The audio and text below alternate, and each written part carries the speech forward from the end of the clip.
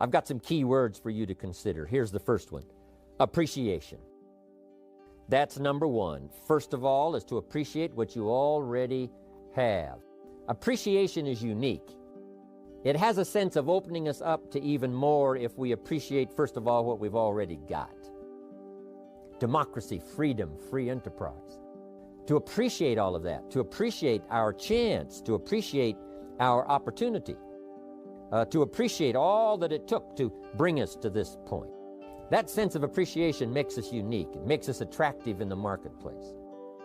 You know, it's easy not to appreciate. It's easy to sit down to have your breakfast and not think about how did the salt get on my table. A sense of appreciation. Just the salt that I so casually salt my eggs with in the morning. I'm telling you, if I thought about it for a while, I wonder where this salt came from. How many hands did it pass through by the time it reached my table? You know, who bent their back and mined it out of the salt mine? Who packaged it and who shipped it? And how many phases did it go through before it finally conveniently reached my table and I pick it up so casually and salt my eggs? That sense of awe and appreciation, there's nothing like it. It makes you attractive to have the appreciation of what's around you, the appreciation of the contribution of other people, to appreciate all that it takes for each of us to be successful. You cannot succeed by yourself. You know, you can't make your fortune all alone. It takes many, many hands, many voices, and many people to support one success story. So, appreciation. I've had a new sense of appreciation for my parents who gave me my incredible start. I was an only child. They took extra time. It was unbelievable. I feel the effect of that now. As I've gone through all kinds of challenges as well as opportunities in my life, I still feel that anchor that holds me from the things they taught me, from the ideas they shared with me. The fact that they cared, the fact that they gave me that incredible foundation, it serves me today. That gives us a good taste to appreciate what we have. What it does, it opens up the channel. It makes us ready to receive even more. New ideas now can come flowing in if the person has appreciated what's already there, that's given them the support, made them as successful as they are at the moment. So appreciation. Second is comprehension. It's the ability to understand what we've got in our hand. That is so vitally important. Some people never recognize what they've got in their hand. And we know that by the evidence, because they do so little with it. If they knew what they had, if they knew the power of what has come their way, if they knew what they had in their hands, in their possession, it would change their whole life. It would, first of all, alter their attitude. Second, it would give them a vision of the future that they never had before. Just a sense, a recognition, a comprehension, an understanding. And all of us have the ability to do that, to understand and comprehend what we've got. Just think about all of the parts of this opportunity. The people, the product, the opportunity, all of the list of things that you've got now in your hands to use as the ways and means to transform your life and build your future. You know, a lot of people have dreams, but they dare not dream too much because they don't have the ways and they don't have the means. They don't have the opportunity. They don't have the tools at their disposal. They don't have the influence. They don't have the training. They don't have the teaching. They don't go to classes like we do. They don't have the benefit of other people's experience like we have. When we look at all of that, we ought to really try our best to comprehend what all we've got. Because if we truly see what we've got in our hands, we'll probably multiply what we can do with it in the future by 2, by 3, by 5, by 10. So that's a key word for developing leadership: comprehension.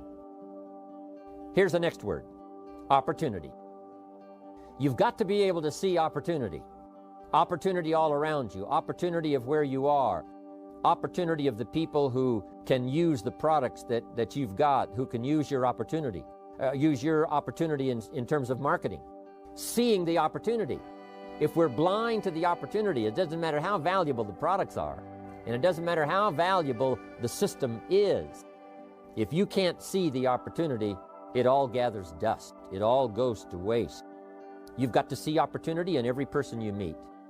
That could be another person. That could be another Mark Hughes. That could be another future president's team member. Learn to see the opportunity that's right around you. It's easy to get busy and sort of blinded and just walk along and not see what's possible and what's available. The reason I'm here today is because I saw the opportunity. An opportunity to expand my vision, an opportunity to refine my skills, an opportunity to meet people I'd never met before, an opportunity to go places I'd never gone before, an opportunity to become valuable to an institution, an opportunity to enhance my own powers of development so that I could serve other people.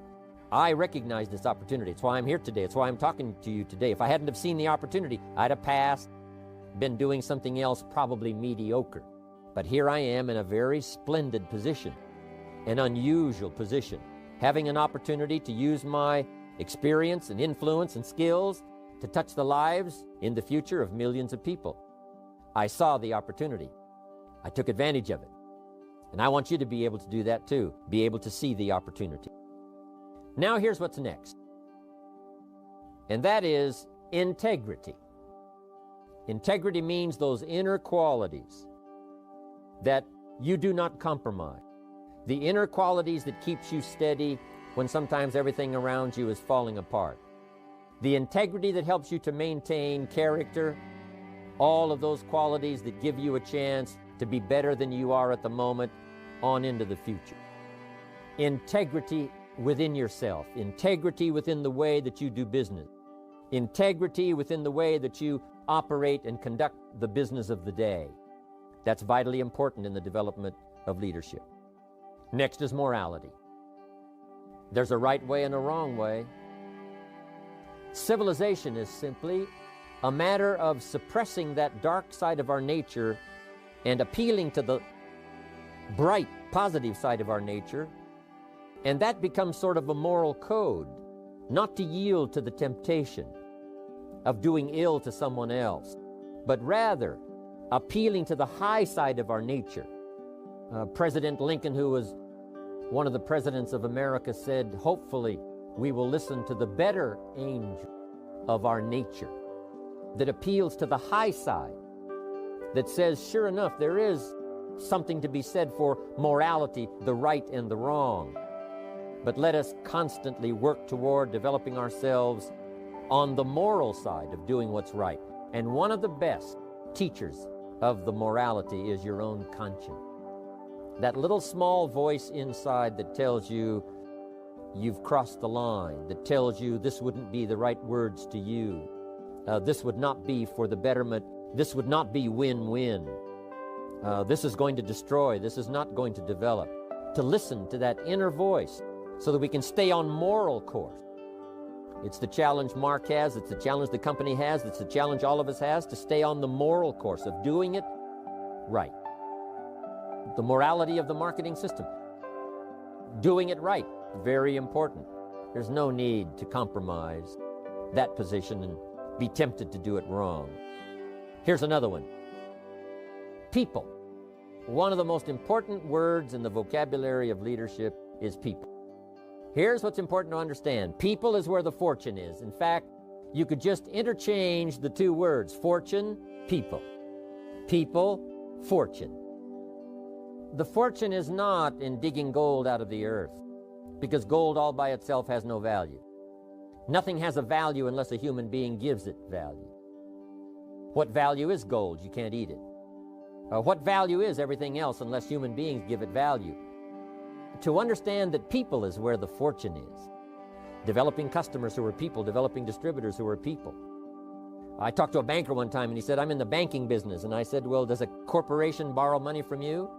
You know, do the banks and the offices and the office chairs and the systems of the corporation borrow the money? And he said, no, someone from the company comes and fills out a loan and I loan money to the company. Then I said, really what you're in is the people business.